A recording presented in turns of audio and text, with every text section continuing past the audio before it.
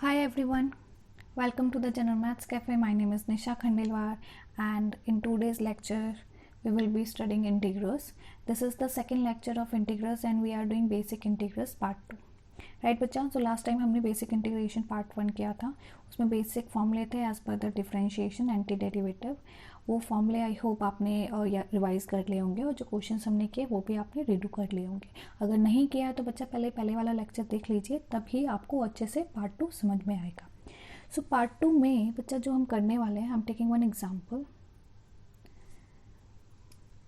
If we want to integrate cos 3x, so how can we integrate? So cos 3x as such कोई formula हमने cos 3x का तो नहीं किया, हमने cos x का किया. What is the integration of cos x is sin x. तो 3x है यहाँ पे, अगर ये 3 नहीं होता तो हमारा इंटीग्रेशन हो जाता. So what we can do is 3x जो ये हमें प्रॉब्लम क्रिएट कर रहा है 3x, अगर इसकी जगह एक सिंगल वेरिएबल होता तो हमारा इंटीग्रेशन हो जाता. सो उसी अप्रोच के साथ what we are doing, we are substituting 3x as a single variable t. तो 3x की जगह t आ जाएगा, तो हमारा i क्या बन जाएगा cos t. But cos t and dx, तो dx तो नहीं होना चाहिए साथ में क्योंकि हमें तो एक ही वेरिएबल में आता है. तो हमें dx की जगह क्या चाहिए, dt चाहिए. अब dt कहाँ से लाए, तो हमें dx की वैल्यू चाहिए in terms of dt.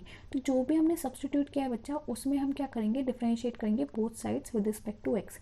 So we know the derivative of 3x is 3 and t का derivative is dt by dx. क्या किया है हमने, डिफरेंशिएशन किया है सब्सटीट्यूशन में. जो ये सब्सटीट्यूट किया उसमें differentiation with respect to x. From here I can find the value of dx.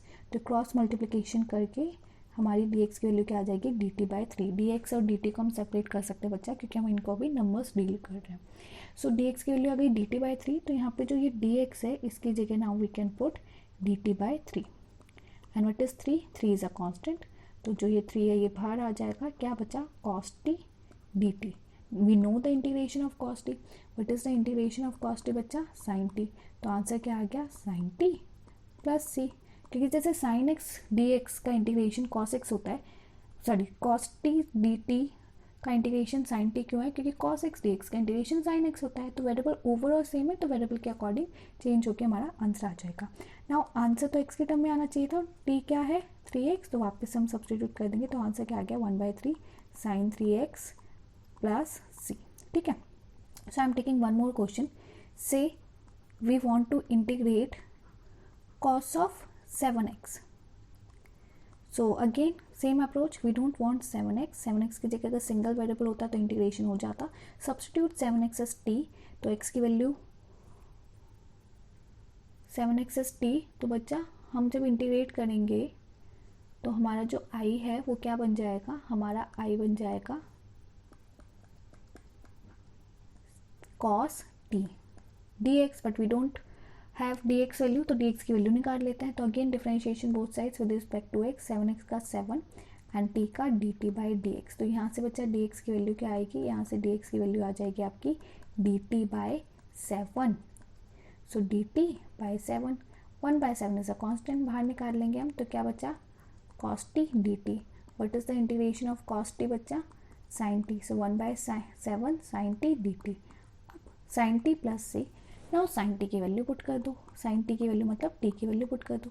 t क्या था हमारा, t is our 7x. So what is the answer, 1/7 sin 7x plus c. तो now you can observe cos 3x का integration आया है 1/3 sin 3x plus c.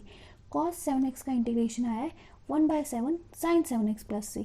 अब मान लो अगर हमारे पास यहाँ पे 7 की जगह होता 9, तो कहाँ कहाँ चेंजेस आते हैं, यहाँ पे 9 आता है, यहाँ पर 9 आता है, यहाँ पर 9 आता, तो यहाँ पर भी 9 आता, यहाँ पर 9 आता है, यहाँ पर 9 आता है, यहाँ 9 आता है, यहाँ 9 आता, बाकी सब सेम होता. तो यानी कि अगर cos 9x का हम इंटीग्रेशन निकालें तो हमारा इंटीग्रेशन क्या आएगा, 1/9 sin 9x dx, sin 9x plus c. So can I से कि इंटीग्रेशन में क्या चेंजेस आए हैं. cos x का अगर sin x होता है तो यहाँ पे क्या आया है, cos 9x का sin 9x इंटू में 1/9 प्लस c. तो cos 9x के इंटीग्रेशन में cos x वाला ही फॉर्मूला लगाए, 9x है तो 9x आया, बस 9 डिवाइड में आ गया क्योंकि 9 is a constant. So can I conclude कि अगर हमें इंटीग्रेट करना है cos 11x को, तो answer will B cos 11x का sin 11x plus C, but 11 से डिवाइड करना है, राइट, क्योंकि 11x का जब आप इस यहाँ से डेरिवेटिव फाइंड आउट करोगे तो वो क्या आएगा, dx की वैल्यू dt/11, तो जो भी कांस्टेंट है वो डिवाइड में बन जाएगा। एक और एग्जांपल लेते हैं। So if we are having question as integration of e to the power 9x, so again हमें e to the power x का आता है, 9x का नहीं आता, so we can put 9x as t and again differentiate on both sides, तो ये आ गया 9 is equal to dt/dx and from here we can find the value of dx, that will be dt/9। Value क्यों निकाली है, क्योंकि अब हमारा i कम्प्लीटली t में कन्वर्ट हो जाएगा, e to the power t dt/9, 1/9 is a constant, आप बाहर ले लेंगे, बचा e to the power t dt, तो आंसर क्या आ गया 1/9 e to the power t plus c, और t की वैल्यू पुट कर देंगे तो 1/9 e to the power 9x plus c, तो 9x था आंसर, 9x में ही आया, बस 9 से डिवाइड हो गया। अब मान लो इस 9x की जगह अगर होता है 11x, तो यहाँ 11 आता, यहाँ 11, यहाँ पर 11, यहाँ पर 11, यहाँ पर 11, यहाँ पर 11 और यहाँ पर 11, बाकी सब सेम। तो हम इतना लंबा प्रोसेस क्यों करें, हम डायरेक्ट भी कर सकते हैं। तो बच्चा यहाँ से अब हम डायरेक्ट मेथड ही सीखने वाले हैं। कंक्लूजन ये है, अगर जो भी फॉर्मूले हमने सीखे हैं उसमें x की जगह अगर लीनियर फंक्शन हो, this is applicable only for linear. Now what is linear, linear means ax plus b, तो अगर x के प्लेस पे ax प्लस b है तो भी फॉर्मूला एप्लीकेबल है, लेकिन जो x का कोएफिशिएंट है a वो डिवाइड में आएगा आंसर में। So what does it mean, if I take example, say we have to integrate e to the power 2x plus 3, so we know 2x plus 3 is a linear, जो कि x के place पे लिखा है, और e to the power x का हमें formula आता है, तो फॉर्मूला यहाँ पे भी लग जाएगा, यानी कि answer will be e to the power 2x plus 3 because it is linear, but आपको x का कोएफिशिएंट विच इज 2 उससे डिवाइड करना है, so this will be the answer. One more example, say we want to integrate sine 5x dx, तो sine का integration होता है minus cos 5x, लेकिन 5 से आपको डिवाइड करना है क्योंकि x का कोएफिशिएंट है प्लस c। तो बच्चा जो भी फॉर्मूला हमने लगाया है वो कब लगाया है, अगर x की प्लेस पे लीनियर फंक्शन है, linear means ax plus bx की पावर शुड बी 1, तो फॉर्मूला आप लगा सकते हो सेम, बस आपको x का जो भी कोएफिशिएंट है उससे डिवाइड करना है। जो भी हमने ऊपर प्रोसेस किया है सब्स्टिट्यूशन, ये वाला प्रोसेस आपको नहीं करना है, जस्ट आपकी अंडरस्टैंडिंग के लिए मैंने आपको करके दिखाया है कि ये ऐसा हम क्यों करते हैं। ठीक है बच्चा, तो हमने लास्ट क्लास में पार्ट 1 में ये फॉर्मूला लिस्ट की थी। आई होप ये फॉर्मूले आपको याद हो गए होंगे, याद नहीं है तो बच्चे इन्हें याद कर लो टिप्स पे। इंटीग्रेशन ब्रेक हो जाता है एडिशन सब्ट्रैक्शन में, अल्फा का कांस्टेंट बाहर आ जाता है, एफ ऑफ एक्स को इंटीग्रेट करना होता है। कॉस का integration sine X plus C, sine का minus cos X plus C, secant square का tan X plus C, cosecant square X का minus cot X plus C, secant X into tan X का secant X plus C, cosecant into cot का minus cosecant X plus C, 1/√1 minus X square का sine inverse and also minus cos inverse X plus C, similarly 1/1 plus X square का tan inverse X plus C and also minus cot inverse X plus C, 1/x√x square minus 1 का secant inverse X plus C and minus cosecant inverse X plus C, 1/x का is log X, and ये algebra का एक formula है, 1 का integration is x and e to the power x का same, and a to the power x का integration is a to the power x upon log a plus c। तो ये जितने फॉर्मूले हैं ये हमने किए हैं, लेकिन अब ये फॉर्मूले ax प्लस b, अगर x की जगह कोई लीनियर फंक्शन लिखा है ax प्लस b तो उसके लिए भी एप्लीकेबल है। ठीक है, तो जहाँ पर भी आपने फॉर्मूले लिखे हैं, फर्स्ट क्लास अगर आपने अटेंड की है तो ये फॉर्मूले आपने लिखे होंगे, नहीं किया तो पहले फर्स्ट लेक्चर को अटेंड करो, और अगर ये फॉर्मूले लिखे हैं तो वहीं पर now we can put one note that if we are having in place of x, if we are having in place of x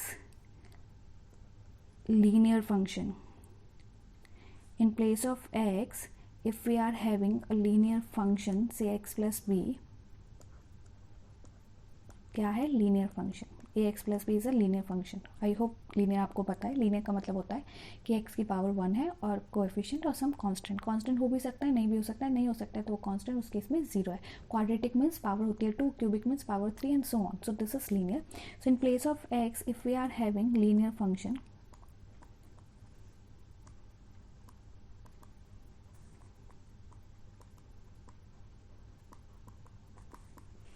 this is linear.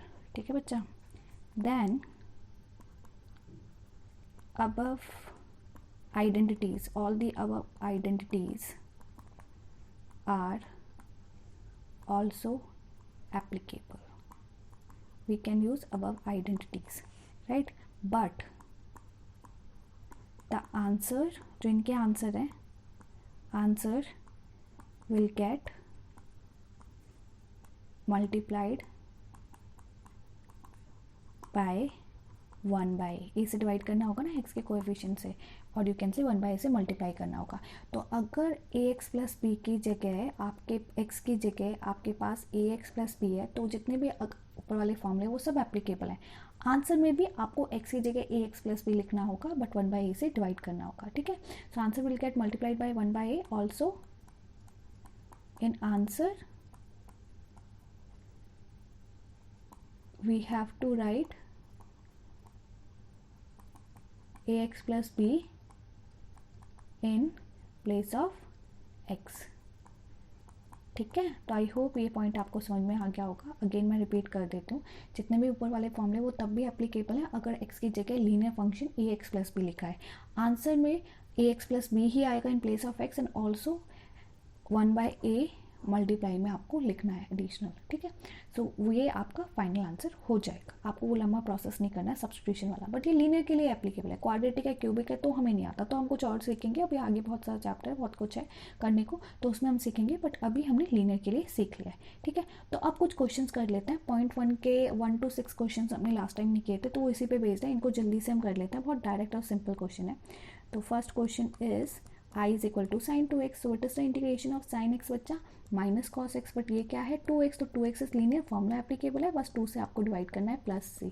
This is the answer. 1 mark का question, very direct question. Now the second question cos 3x. So what will be its answer बच्चा. Again 3x is linear, so you can use the formula. cos का formula होता है sine, so sine 3x, angle will remain same plus c, but 3 से आपको divide करना है. ये division नहीं भूलना है, right. Now the next question, e to the power 2x.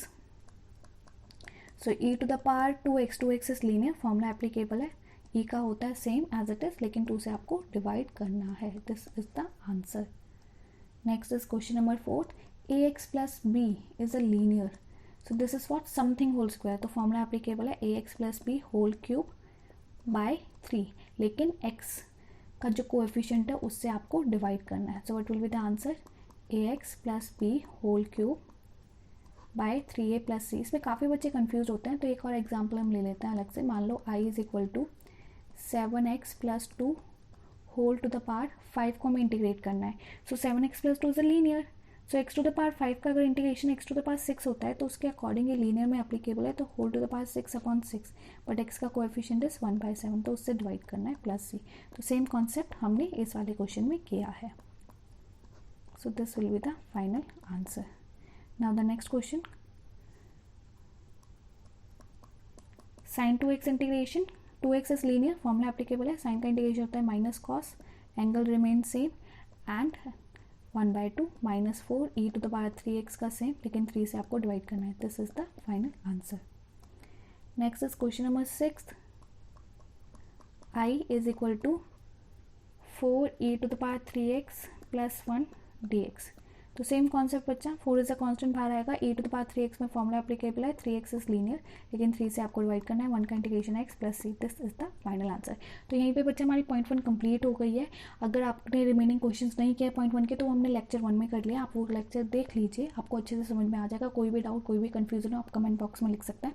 After this class, यानी कि जो नेक्स्ट लेक्चर होगा, उसमें I will upload substitution exercise. Substitution exercise बहुत बहुत ज़्यादा इंपॉर्टेंट है. अगर सब्स्टिट्यूशन एक्सरसाइज आपको क्लियर नहीं हुई तो आप स्ट्रगल करेंगे इंटीग्रेशन में, हैंस AOI में भी, एंड देन डिफरेंशियल इक्वेशन में भी. तो सब्स्टिट्यूशन एक्सरसाइज अच्छे से कर लेना. ओके बच्चा. एंड कोई भी सजेशन, कोई भी फीडबैक हो, आप कमेंट बॉक्स में लिख सकते हैं. ओके बच्चा, take care, bye, all the best.